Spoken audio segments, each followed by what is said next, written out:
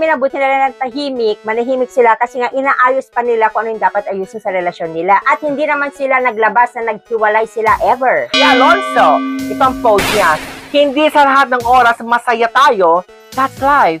Pero sana, kapag hindi ka masaya, huwag ka maging toxic sa buhay ng ibang tao. Huwag mo silang idamay sa sitwasyon mo. Ayan! May pinaparinggan siya! Patigin mo ba, pinaparinggan niya ito si Christopher Min? Yes.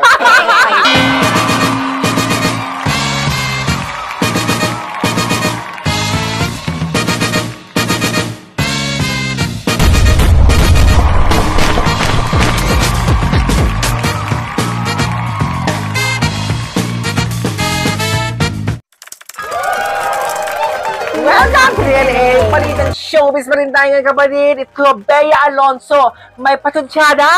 Yes, nagparinig na siya ngayon. Yes, alam mo, ito muna, basahin ko muna. Ano nga ba parinig ni Bea Alonso? Ito ang post niya. Hindi sa lahat ng oras masaya tayo, that's life.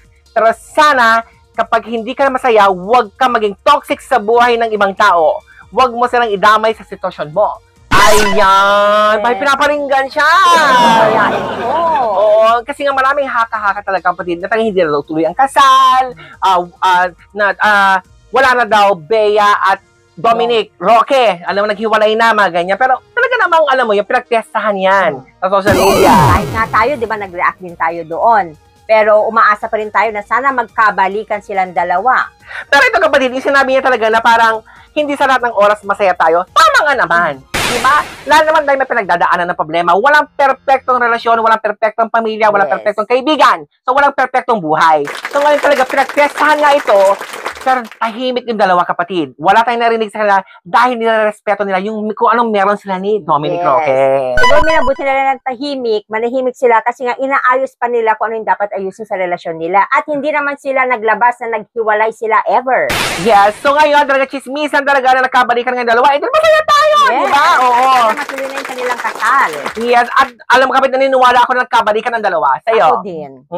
Paniwalang ako. Kasi may mga lumalabas sa mga pictures eh. Yes, oo nga. Pero alam mo, sa akin lang, support na lang ibigay natin dun sa dalawa. Tama nga siya, sa mga toxic na tao na yang, ay nako, walang magawa sa buhay. Huwag na silang idamay. Tatigin mo ba, pinaparinggan niyo ito si Christopher Min?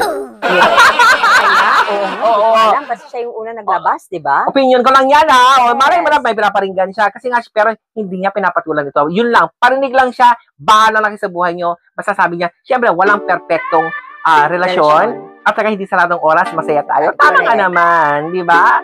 Anyway, yan po ang opinion namin dito kay Bea Alonso at Dominic Roque na walang katotohanan naman talaga siguro. May katotohanan siguro, nag-away, nagkabate, pero hindi ibig sabihin na hindi tuloy ang kasal.